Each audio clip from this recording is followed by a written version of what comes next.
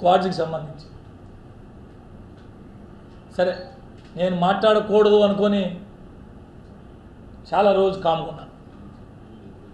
అభియోగాలే నా మీద వస్తున్నాయి, అనేక పత్రికల్లో, అనేక ఛానల్స్లో. నా మీద రాని పత్రిక లేదు, నా మీద రాని ఛానల్ లేదు, నా మీద రాయని రకరకాల కథనాలు వచ్చాయి. అసలు ఏమిటి, ఏం జరిగింది, ఏం జరుగుతుంది? ఆరోపణలు ఆయన చేసిన ఆయన కానీ, మిగతా కొంతమంది పత్రికాముఖంగా కానీ, కొంతమంది అనేక రకాలుగా మాట్లాడుతున్న వాటికి అన్నిటికీ కూడా ఈరోజు మీకు సమాధానం చెప్తాను. నెల్లూరు జిల్లాలో దొరికే ఏదైతే ఈ క్వాడ్స్ ఉందో, ఈ క్వాడ్స్ సోలార్ క్రూజిబుల్స్కి, సెమీ కండక్టర్లకి, సోలార్ ట్యూబులకి పనికొచ్చే ముడి సరుకు. ఇక్కడ దొరికే క్వాడ్స్ మంచి నాణ్యత కలిగినటువంటి క్వాడ్స్. ఈ క్వాడ్స్ని గత ప్రభుత్వంలో 2023కి ముందు సంవత్సరం మొత్తం 1.5 లక్ష, 2 లక్షలు, 3 లక్షల టన్నులు పోయేటువంటి క్వాడ్స్ 2023 సంవత్సరంలో మీరు పోయి ఎవరినైనా చెప్తారు ఏం జరిగిందనేది. నేను మంగళం సీనని ఎందుకన్నాను కూడా ఇప్పుడు అర్థమైంది మీకు. సైదాపురం, గూడూరు, పొదలకూరు ప్రాంతాల్లో ఏ చెట్టుని అడిగినా, ఏ పుట్టని అడిగినా, ఏ మైన్ ఓనర్ని అడిగినా, ఏ ఎండీలోని అడిగినా, ఏ లారీ ఓనర్ని అడిగినా, ఏ కార్మికుడిని అడిగినా ఎవరినైనా చెప్తారు ఏం జరిగింది. అది ప్రభుత్వాలు చూసుకుంటున్నాయి. అది ఏం జరుగుతుందో అందరూ కూడా త్వరలో చూస్తారు. గతంలో జరిగినటువంటి దాని మీద, వీళ్ళు చేసిన దుర్మార్గాల వల్ల, వీళ్ళు చేసిన అరాచకాల వల్ల మైనింగ్ చేసేటటువంటి వ్యక్తులే కాకుండా రౌడీజాలు చేసేవాళ్ళు, మటర్లు చేసేవాళ్ళు, వీళ్ళందరూ 2023-24 సంవత్సరంలో గనుల ప్రాంతంలో తిరిగి అనేక కథనాలు కూడా వచ్చున్నాయి. ఎవరినైనా చెప్తారు. ఎక్కడ పడితే అక్కడ కొండలు, గుట్టలు ఏమేమి కాకుండా అడవులు ప్రతి దగ్గర లోడి, ఏ రాయి అంటే ఆ రాయి టన్నుకు నాకు 7,000, 10,000, 15,000 లెక్కను తీసుకొని చైనాకి తరలించేసి అతి చిన్న వ్యాపారం ఇది. సైదాపురం, గూడూరు, పొదలకూరు, కొంత ఉదయగిరి ప్రాంతాల్లో దొరికే ఈ ఖనిజాన్ని ఏదంటే దాన్ని పంపించేసి పూర్తిగా అక్కడ ఫ్యాక్టరీలన్నీ కూడా మూతపడే పరిస్థితికి వచ్చి నాశనం చేసి పెట్టేశారు. అవి పక్కన పెడితే అది ఏం చేయాలి ఏందనేది ప్రభుత్వం చూసుకుంటుంది. దాని మీద ఏం చేయాలా, ఏం చేస్తుందనేది మీరే చూస్తారు త్వరలో.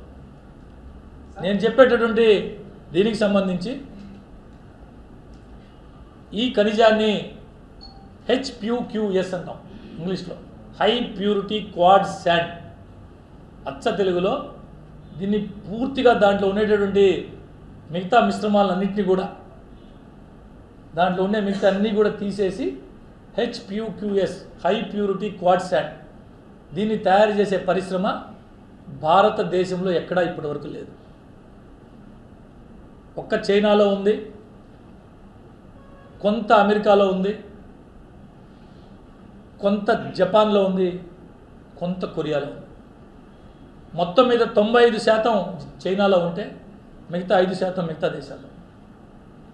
భారత ప్రభుత్వం వారు, రాష్ట్ర ప్రభుత్వం వారు ఈ సోలార్ ఎనర్జీ మీద, రెన్యూవబుల్ ఎనర్జీ మీద, సెమీ కండక్టర్ పరిశ్రమ మీద రాబో భవిష్యత్ అంతా దీని మీద ఆధారపడి ఉందని, ఇక్కడ పరిశ్రమ పెడితే మంచిదని ఆలోచన చేసి ఎంతో వ్యయం అయ్యే ఈ పరిశ్రమ, 100 కోట్లు ఖర్చు అయ్యే ఈ పరిశ్రమ, కొన్ని 100,000 మందికి ప్రత్యక్ష పరోక్ష ఉపాధి కలిగే ఈ పరిశ్రమ, అనేక రకాల ప్రభుత్వాలకు రెవెన్యూ వచ్చే ఈ పరిశ్రమ, మన సంపద చైనా దేశానికి పోకుండా ఇక్కడే దాన్ని శుద్ధి చేసి పరిశ్రమలకు అందించి ఈ పరిశ్రమ ఇక్కడ పెడితే బాగుంటుందని ఆలోచన చేసినప్పుడు, ఆలోచన సాగించినప్పుడు స్థానికంగా ఉన్నటువంటి పార్లమెంటు సభ్యులు ఈ మైనింగ్లో అనుభవం ఉంది, ప్రస్తుతం కూడా కోల్ మైనింగ్లో ఉన్నది, అనేక దేశాల్లో ఈ వ్యాపారం చేస్తున్నటువంటి వేమిరెడ్డి ప్రభాకర్ రెడ్డి గారు ఎందుకు పెట్టకూడదని కొంతమంది మిత్రుల సలహా, పెద్దల సలహా మేరకు పెట్టాలని ఆలోచన చేసి దానికి ఒక ఫామ్ రిజిస్ట్రేషన్ చేయడం జరిగింది. కంప్యూటరైజ్ చాలా కాగితం, ఎవరికైనా మీరేం చూసుకోవచ్చు. దాని కంప్యూటర్ బళ్ళే, దాని కంప్యూటర్ పడలే, ఆయన ఏది చూపిపడలే. మన చేతిలోని సెల్ ఫోను గూగుల్ ఓపెన్ చేసుకొని చూస్తే తెలిసిపోద్ది. కంపెనీ పేరు కొడితే కంపెనీలో డైరెక్టర్లు ఎవరు, ఏం చేస్తుంది, ఎవ్రీథింగ్ తెలిసిపోతుంది. గతంలో ఇప్పుడంతా కూడా ప్రతిదీ పారదర్శి, ఎక్కడి నుంచి ఎవడైనా చూసుకోవచ్చు. దానికి టెక్నాలజీ అనేది ఇప్పటిదాకా లేదు భారతదేశంలో. ఆ టెక్నాలజీ కోసం అనేక రకాల ప్రయత్నాలు జరుగుతూ ఉన్నాయి. ఖచ్చితంగా పరిశ్రమ పెట్టేదానికి ప్రయత్నాలు జరుగుతూ ఉన్నాయి. అయితే ఇటీవల జరుగుతున్న ఈ పరిణామాలని చూసిన తర్వాత నాబోటి ఆయన మంచి కోరే వ్యక్తులు అసలు ఎందుకనా వేమిరెడ్డి ప్రభాకర్ రెడ్డి గారు దీంట్లోకి రావడానికి కారణమే, ఇది చేయాలని కారణమే ఒకందుకు నేనే మీడియా ముఖంగా చెప్తున్నా. ఇప్పుడు నా కోసం కష్టపడ్డాడు, నా కోసం ఎన్నికల్లో పనిచేశాడు. నేను ఇందాకే చెప్పా మీకు, మంగళం సీనులాగా కష్టపడి పనిచేసిన నాయకుడిని తడిగుడ్డతో గొంతు కొయ్యకూడదు. నా కోసం పనిచేశాడు, నా కోసం కష్టపడ్డాడు. నేను తన కోసం పనిచేయాలని నేను పోయి నాకు సంబంధించిన వ్యక్తులై కొన్ని మైండ్లు ఉంటే వాటికి అనుమతులు ఇప్పిమని అడిగితే దానికోసం మాత్రమే వేమిరెడ్డి ప్రభాకర్ రెడ్డి గారు దీంట్లో వచ్చారు. వేమిరెడ్డి ప్రభాకర్ రెడ్డి గారు ఏందో, ఆయన ఏ విధంగా, ఆయనకి వ్యాపారాలు ఎలా ఉన్నాయో నేను కొత్తగా చెప్పాల్సిన అవసరంలా నెల్లూరు జిల్లా ప్రజలకు. ఒక మంచి పరిశ్రమ, భారతదేశానికి ఉపయోగపడే పరిశ్రమ, మరీ ముఖ్యంగా మన రాష్ట్రానికి ఉపయోగపడే పరిశ్రమ నెల్లూరు జిల్లాకి స్థానికంగా అనేక మందికి ఉపాధి అవకాశాలు వస్తాయి.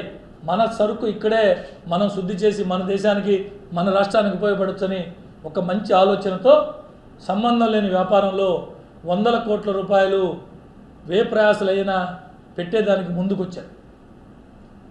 తర్వాత అనేక రకాలు మీ అందరికీ తెలుసు ఏం జరిగింది ఏమిటి, దాని ప్రయత్నాలు జరుగుతుంది. నేనే చెప్పా మన ఈ మధ్య 10-15 రోజుల క్రితం. ఎందుకనా పనికి మాలిన ఎదవల చేత, దోపిడీదారుల చేత, దుర్మార్గుల చేత అవసరమా మనకి, మీకు నాకు కాదు మీకు అని చెప్తే పెద్ద ఆయన నేను పరిశ్రమ పెడతానని చెప్పాను, దానికని ఇవన్నీ చేస్తున్నాను. ఆయన పరిశ్రమ ఎప్పుడు పెడతాడో ఈయనకి చెప్పాలంట, ఎక్కడ పెడతాడో ఈయన. ఎవడితనో ఈ మంగళం సీను, ఎవరి మంగళం సీను, నీకేమి సంబంధం సైదాపురంతో? నేను సూటిగా ఒకటే అడుగుతున్నా. నీకు నియోజకవర్గం లేదు, తాడు బొంగరం లేదు, నేను ఎత్తి బయట వేసారు.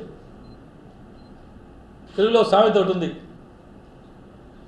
నేను చెప్పకూడదు అది మీడియా మిత్రులు. ఆ విధంగా ఏదో 2 పోయినాయి అంట.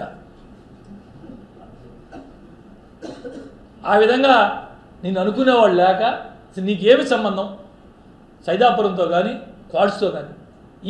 ఈ సంబంధం ఉన్న ఈ మంగళం సీనుకే వేమిరెడ్డి ప్రభాకర్ రెడ్డి గారికి సమాధానం చెప్పాలి.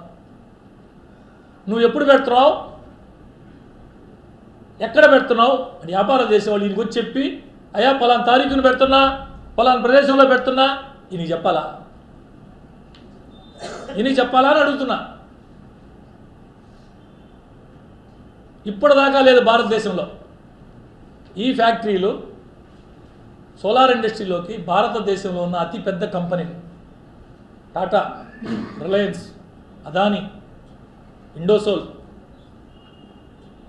వేల కోట్ల కంపెనీలన్నీ కూడా భారతదేశంలోకి ఈ సోలార్ ఇండస్ట్రీలోకి స్వయంగా ప్రధానమంత్రి గారే ఇనిషియేషన్ తీసుకొని చేపిస్తున్నారు.